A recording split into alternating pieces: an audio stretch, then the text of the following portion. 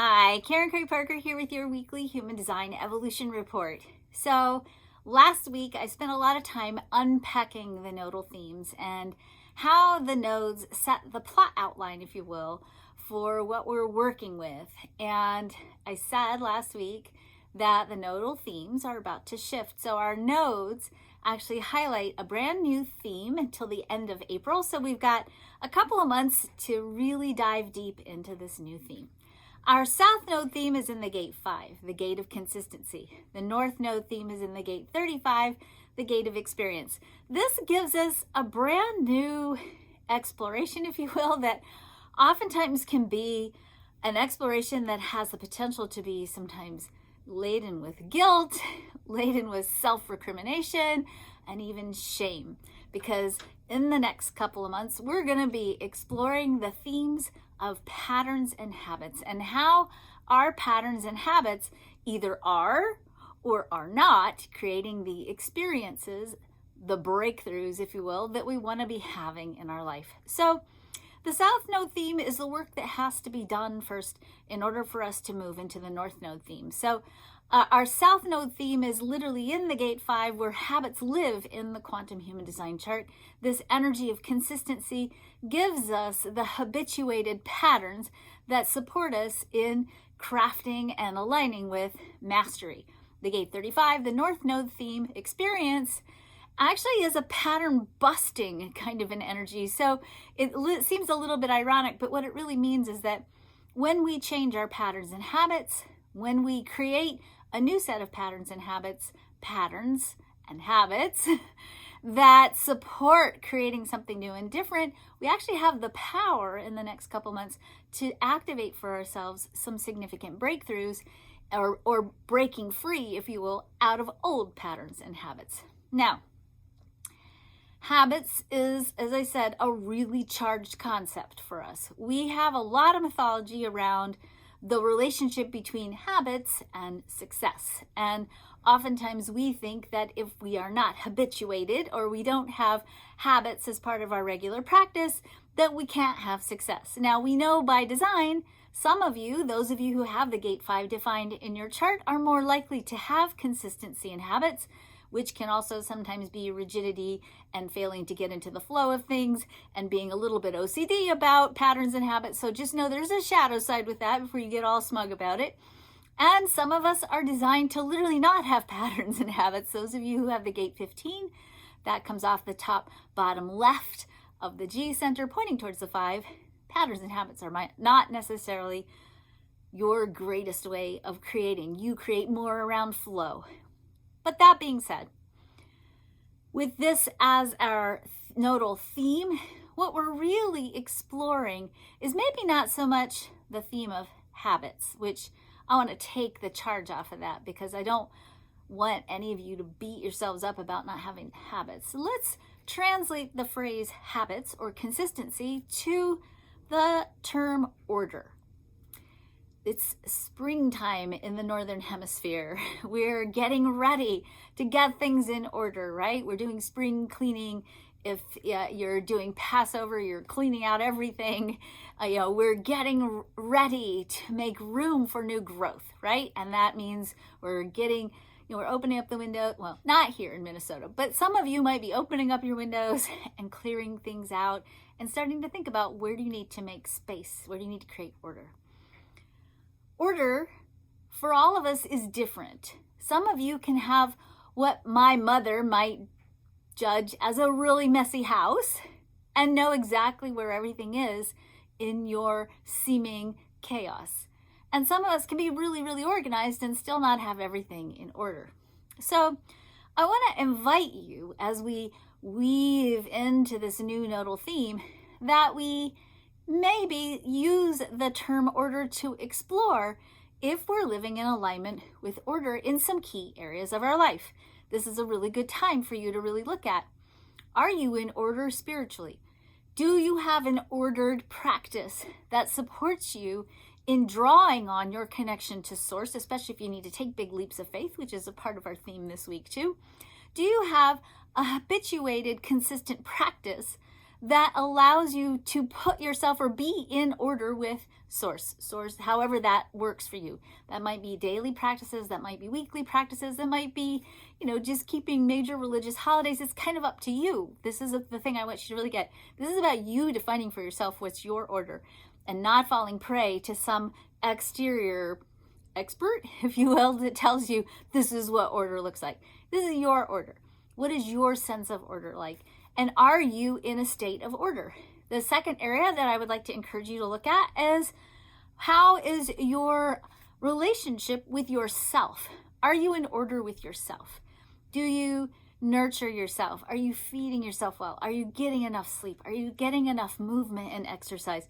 Are you allowing yourself rest and respite and fun and play and all those things that you need to stay sustainable and enduring in your capacity to really contribute in a meaningful way to the world?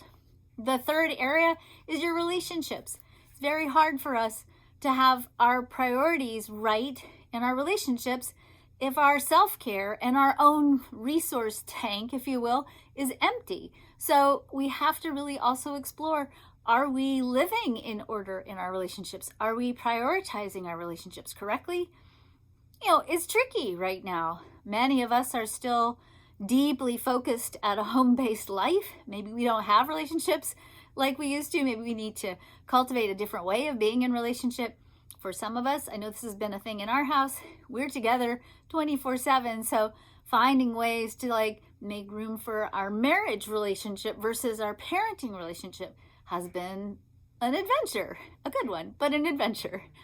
The third area that I want to encourage you to look at is actually your lifestyle and your physical environment. Do you live in a place, in a way that enhances your sense of order? If we're out of order in our exterior reality, let's say you are always losing your keys or your wallet or your phone, that creates a certain amount of chaos. If things get left out or not put away where they need to be, or there's a general state of physical disarray and disorder in your life, it can actually cause you to waste time and be out of order in other areas of your life. And of course, last but not least, and none of these, by the way, are necessarily ranked in importance. It's kind of up to you to even determine what is the state of importance for you, and it might change.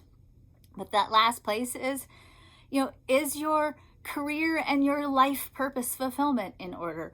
Are you actually doing the things you need to do to further your career or deepen the expression of your life purpose? Again, I really want to say that this is a personal exploration, and I would really love to see us divorce ourselves from this idea that there are habits, fixed habits that we should have and we should be adhering it to, and that those habits create success and other habits don't. We all have the capacity to be successful. And we all have the capacity to be successful at being ourselves, which we are actually the only ones who can do that. And you have to cultivate for yourself what is your aligned place of order, what is your consistency, what is going to support you in making sure that you're in your own flow in the way that's right for you. So I think this is a really powerful exploration for us to go on individually.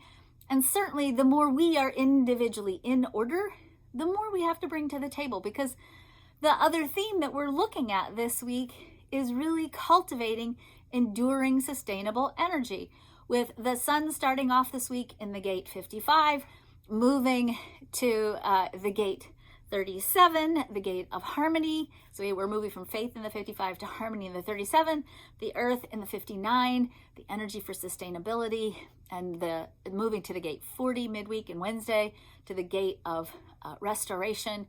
We're really looking at, as a weekly theme, the theme of enduring sustainability.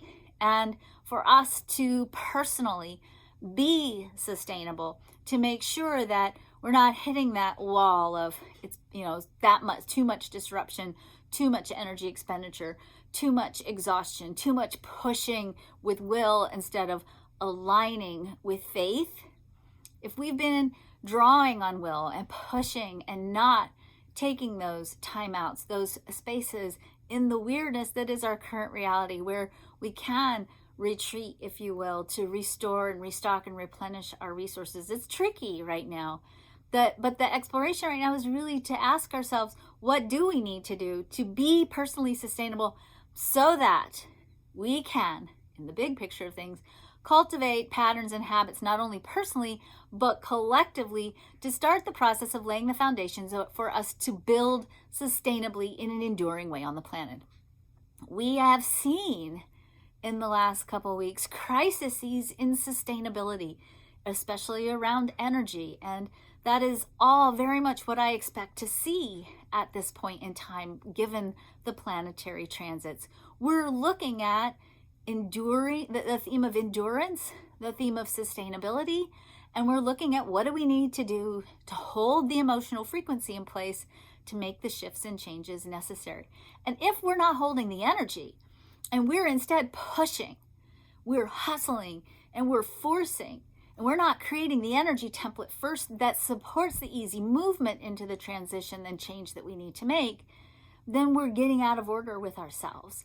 And oftentimes that means we've skipped vital steps in the creative process, and then we end up in chaos and crisis and having to backpedal and redo rather than being able to consciously, consistently, deliberately, with great intention, in a sustainable and enduring way, move forward to make the changes necessary to create the reflection in our collective infrastructure, the reflection of the new values we've been cultivating over the last year. So, big things to think about this week.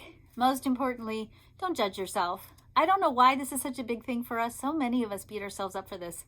We're all exploring and growing and changing in the ways in which we express the order of our lives. So be gentle with yourselves. Don't judge yourselves. Don't judge each other. We're all really still raw and sensitive after this pretty intensive Mercury retrograde cycle. We're still in the shadow of Mercury. We're still deeply attuned to each other emotionally. And we're also looking at our own emotional needs. So a very interesting week ahead of us. A week that really requires of us to be easy and sweet with each other as we explore the themes in front of us for the next couple months. That's it. Take good care of yourselves. Have a great week. Bye.